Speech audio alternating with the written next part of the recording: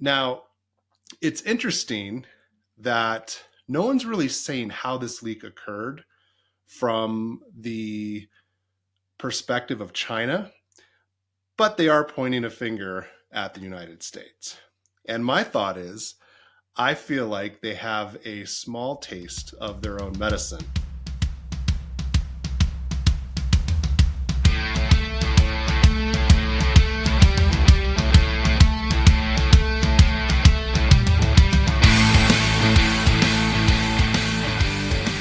Hey, everybody. I'm Brad Bussey, Chief Information Security Officer here at E360. Thank you for joining me for the State of Enterprise IT Security Edition. This is the show that makes IT security approachable and actionable for technology leaders. I'm happy to bring you 3 topics this week. First one, there's an online collection of Chinese hacking documents that offer a rare window into pervasive state surveillance. The second one, vending machine error reveals secret face image database of college students. And the third, NIST releases version 2.0 of its security framework. So with that, let's get started. First topic, the online collection of hacking documents really does offer a rare window into state surveillance. So we hear about nation state actors, especially China, but we do talk about Russia. This one is mainly on China though. And I feel like we talk about this on a daily basis, sometimes a couple times a day. This week, something pretty interesting happened.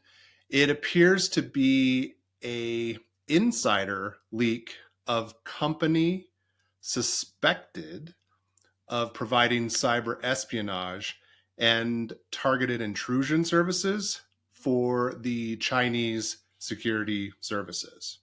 Now, this leak includes information about the Chinese government, telecommunication firms, online gambling companies, the Ministry of Public Security. I think there was like 11 provincial level security bureaus in there, and then somewhere around the number of 40 municipal public security departments. And this is interesting. Chinese police are investigating this. They said it was unauthorized, and it is a highly unusual dump of documents. And it's from what we would consider a private security contractor. And this contractor is linked to the nation's top policing agency and other parts of the government. And it is a trove of information. And it talks a lot about hacking activity and the tools used to spy not only on foreigners, but also the Chinese as well. So on their own nation, which I think we all kind of knew that was going on, but this does confirm it. So the data has information about advanced persistent threats, both attack and defense capabilities of the nation, and who some of their most sophisticated hacking groups are.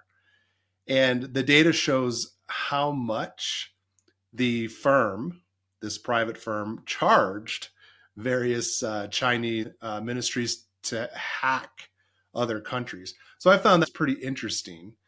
And I think the benefit from a leak like this is we get really a firsthand account of how the nation state actors behave behind the scenes, how they run their business, and the kind of information that they're going after on behalf of the country or the party or against the country. And this was encouraging. The data in the leak did not show any successful hacks of NATO countries, and that's including the United States. That doesn't mean that it hasn't happened or that we aren't a target. It was just in this particular leak, there was nothing indicating that they had any information about the NATO countries. Now, it's interesting that no one's really saying how this leak occurred from the perspective of China, but they are pointing a finger at the United States. And my thought is, I feel like they have a small taste of their own medicine. The second topic for today is a vending machine error reveals secret face image database of college students. Now, I think we all know that there's some level of surveillance, and we talk about this a lot from the social media aspect, but this is a vending machine. And this is coming from a story out of Canada at the University of Waterloo. And it's an M&M branded smart vending machine from a company called Invenda. And it went, we will say, out of order. And it threw an application error message on the screen that said, invenda.vending.facial recognition app.exe exception. And someone took a picture of the message and posted it on Reddit. So this brings up the question, why does a vending machine need facial recognition software? And the official answer is that the data is not, in fact, facial recognition. It is facial analysis. So Invenda, when questioned about it, what they said is that this means people detection solely identifies the presence of an individual. They're looking for a person, where facial recognition goes further and they're trying to discern the specific identity of a person. The Invenda solution, they're saying, can only determine if an anonymous individual faces the device. It then records how long they were facing the device, the approximate basic demographic attributes of the person. This is interesting. Really, the vending machine technology, it's supposed to function as a motion sensor. It's going to activate the purchasing interface once it detects an individual. And they're saying it doesn't have the capability to capture or retain or transmit imagery. Not sure if we believe that or not, but they're saying that data acquisition is limited to just assessing foot traffic. And the vending machine, and I think it was the transactional conversion rates. So basically what they're trying to do is they're trying to see the demographic that's coming up to the machine, how long they wait, what they're buying, and they're saying they're going to take all of that and market more effectively. But they then go on to say that the systems are GDPR compliant. They comply with the regulations, and they're saying that it's not something to be concerned about for that reason.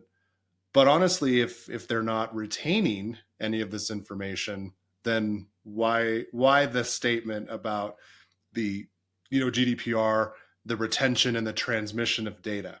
I found that interesting. So the consequences for collecting sensitive facial recognition data without consent is really what this is about. And it's pretty unclear on the owner, and I'm not going to throw shade on them, but the owner of this company, they're really kind of taking a step and hiding behind the GDPR piece of it. But I like the reaction from the college most of all. So the vending machines, they're all being removed by the college. It's not just this one. Yeah, this one through the error, but all of the vending machines are being removed, and they're being replaced with something that doesn't collect or capture facial data, whether it is for facial analysis or recognition. Now, the third topic today is I find the most exciting, just being a cyber practitioner, but NIST has released version 2.0 of its cybersecurity framework. And if you think back, version 1.1 was released on April 16th of 2018. And honestly, since then, a lot has changed in the cybersecurity landscape. I think one of the biggest components being ransomware. We talk about that pretty often. So I think the most value that you as the listeners will get from this is I'm just going to break down some of the new pieces. We'll call this the new function. And what it is the NIST CSF 2.0. It introduces the govern function.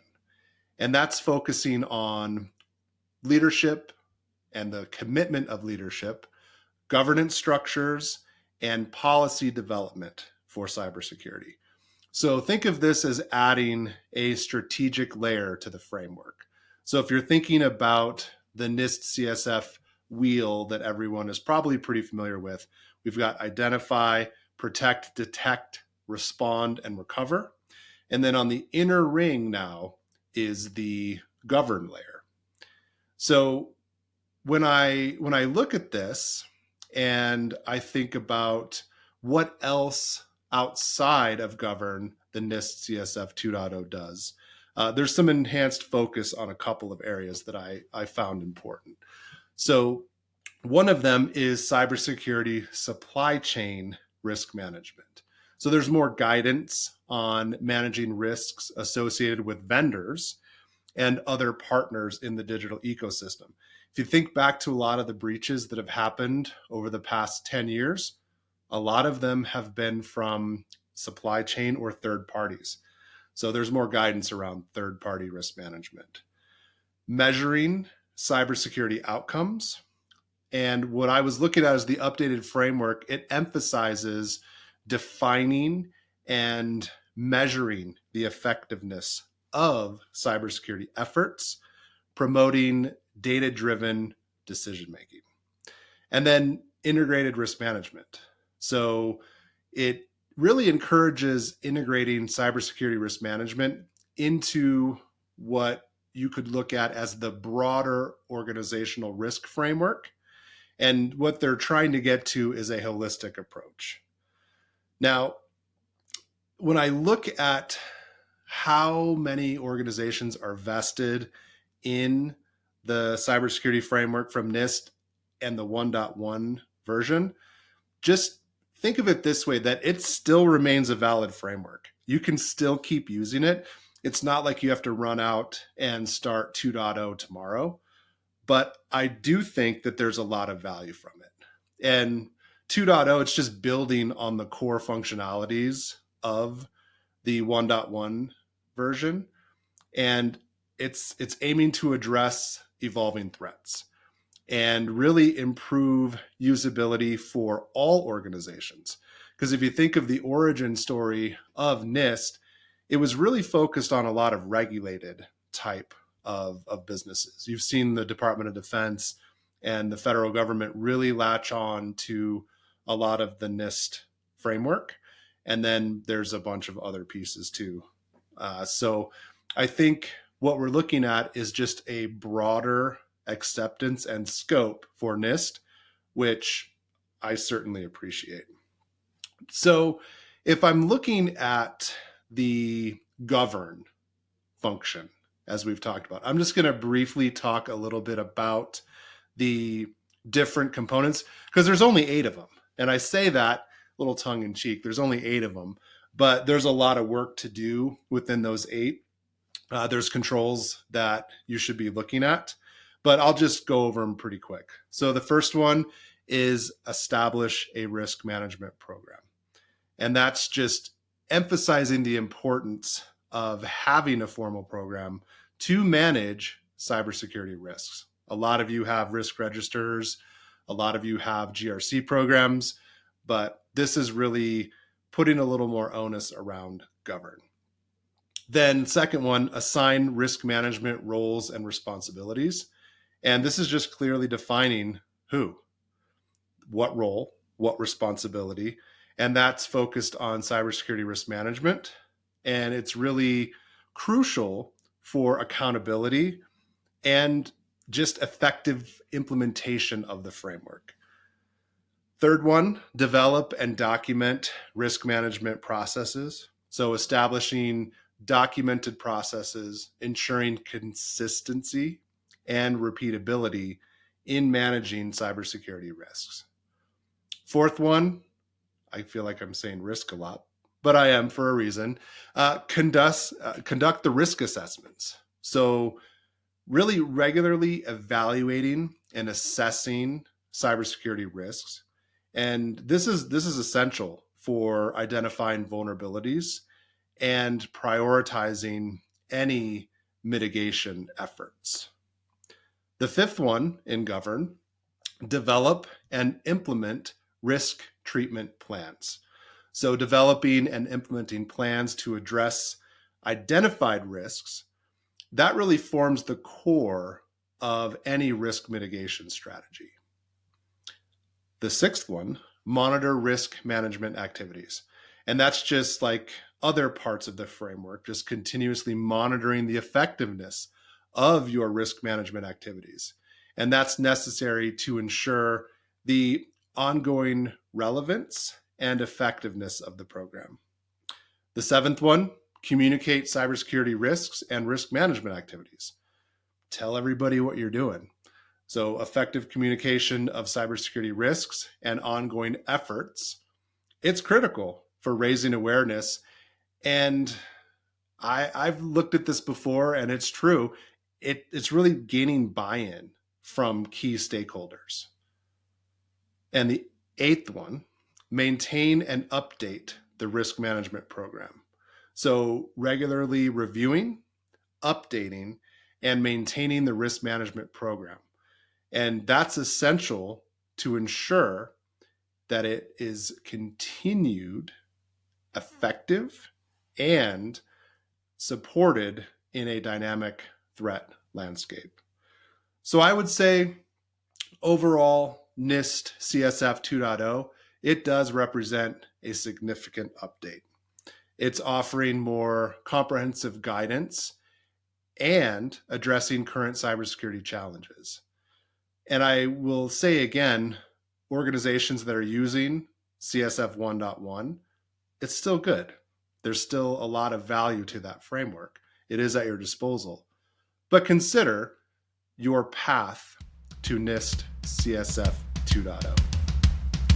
Thank you for tuning in, and I will talk to you next episode.